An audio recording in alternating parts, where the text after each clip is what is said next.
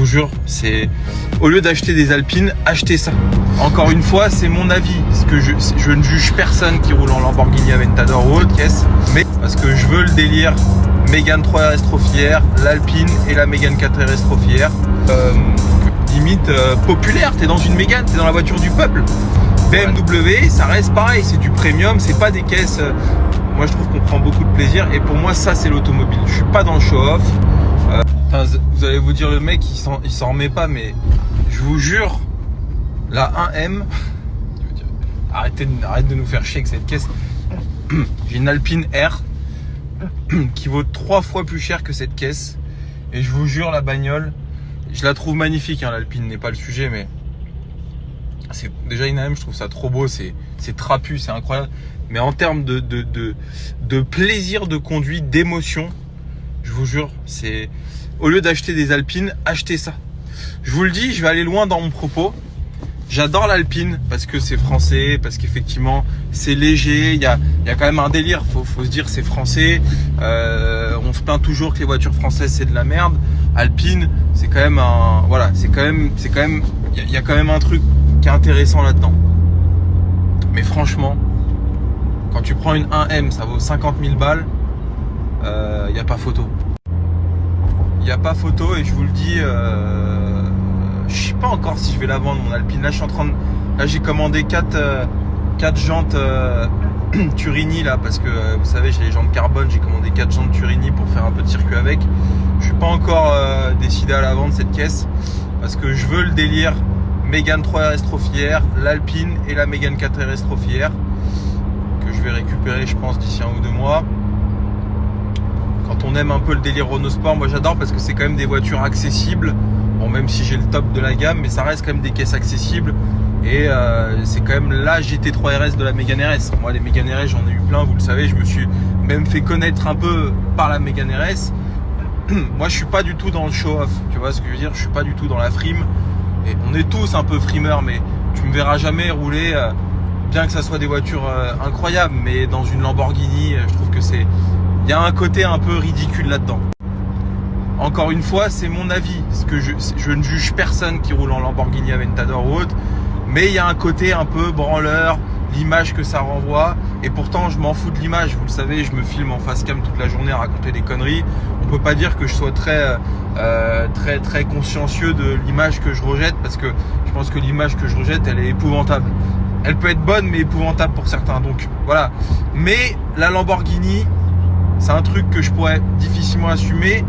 Par contre, c'est une caisse de ouf, tout ce que vous voulez, le V10, le V12, bref, ce n'est pas le sujet.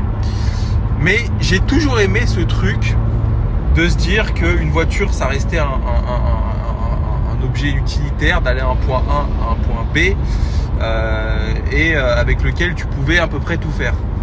La 911 en est le parfait exemple, même la GT3 RS en est le parfait exemple. On peut rouler quotidiennement en GT3 RS sans problème, je vous le dis, sans problème. Bon, la Mégane RS, c'est un peu pareil. Ça coûte que dalle à entretenir, c'est fiable comme pas possible, c'est extrêmement performant et il y a un côté qui est tout à fait limite populaire. T'es dans une Mégane, t'es dans la voiture du peuple. Bon, la 911 peut-être pas, on va pas pousser le bouchon, mais quand tu vois le prix que ça vaut aujourd'hui. Mais néanmoins, j'aime bien cette idée-là de l'automobile, tu vois. Je discutais avec mon ami Maxime Langlais, on discute souvent ensemble et il voulait me vendre ce malade un G500 au carré. Il en a en stock. Mais jamais de la vie je pourrais assumer un truc pareil. C'est la honte. C'est honteux. Je vous jure, j'aurais honte de rouler là-dedans. Les gens ils te regardent. En plus moi j'habite à Paris, donc va faire rentrer un truc comme ça dans Paris, ça n'a ni queue ni tête. Je vous le jure, c'est un truc que j'assumerais pas et pourtant j'assume plein de trucs. Déjà là, me regarder comme ça en caméra, c'est assumer un truc. J'ai un peu cette idée-là de l'automobile et c'est pour ça que l'Alpine, ce que j'aime bien, bon moi j'ai un peu la plus belle Alpine de la gamme, du catalogue, mais néanmoins ça reste quand même une caisse populaire. Alors quand on prend la 110 de base, bien sûr la mienne elle est pas populaire, mais vous voyez ce que je veux dire dans l'idée. BMW, ça reste pareil, c'est du premium, c'est pas des caisses. Moi je trouve qu'on prend beaucoup de plaisir et pour moi ça c'est l'automobile. Je suis pas dans le show-off, la frime, on aime bien frimer, mais vous le voyez, je m'habille pas comme un frimeur, j'ai pas des marques dans tous les sens, c'est pas mon truc moi.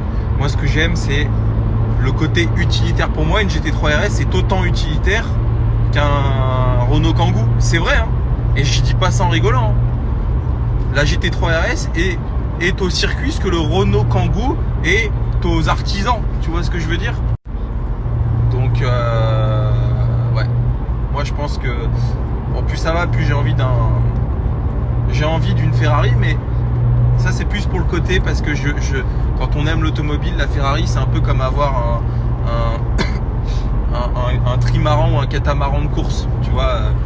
Pour ceux qui regardent un peu tous ces trucs, le Vendée Globe et tout, moi je trouve ça ouf parce que c'est l'ingénierie, c'est les curseurs poussés au plus haut, tu vois. Donc pour ça, je trouve ça intéressant. Mais je pense pas que je vais garder un truc longtemps, une Ferrari longtemps parce que ça reste des trucs, voilà, c'est super beau, mais difficilement assumable, tu vois ce que je veux dire. Il faut essayer, je pense que dans la vie il faut tout essayer de toute façon, on peut pas se cantonner à une marque. Les mecs qui roulent en Porsche toute leur vie, qui ont des casquettes Porsche et qui disent moi j'aurais que des Porsche, et je trouve que c'est dommage parce que c'est quelque part rater certaines choses, des émotions, des trucs différents, tu vois. Just so see you touch the ground, you dance. Pour ceux qui se rappellent du clip de cette chanson, moi à l'époque j'ai eu une période où j'étais très quad. Faut savoir que j'ai jamais été motocross, j'en ai eu plein des motocross, mais quand j'étais gamin, j'étais un fan de quad. Je sais pas pourquoi, t'as vraiment la team motocross, la team quad. Moi j'ai toujours été quad parce que quad c'est un peu ceux qui savent pas faire de la moto, on va pas se mentir, tu vois. Enfin, t'en as qui sont très à l'aise sur un quad, mais moi c'est parce que j'étais un peu peureux, tu vois. Donc moi c'était forcément la team quad, tu vois. Et dans ce clip là, avec Akon et je sais pas qui, je crois qu'il était tout seul, enfin bon bref. Et ben il y avait à l'époque c'était un truc de fou, ils étaient en Raptor 700, Raptor 450, c'était même peut-être l'époque des Raptor 660. Pour ceux qui ont connu, c'était avant les 700. Et ce clip, il m'a fait il m'a fait rêver parce qu'à l'époque, quand t'as 14 ans, voilà, tu peux pas avoir des quads comme ça et tout. Moi, je regardais ce clip-là, comme aujourd'hui on regarde des clips de rap où t'as des Bugatti, etc. quoi. Et bon, bref, c'était la petite anecdote.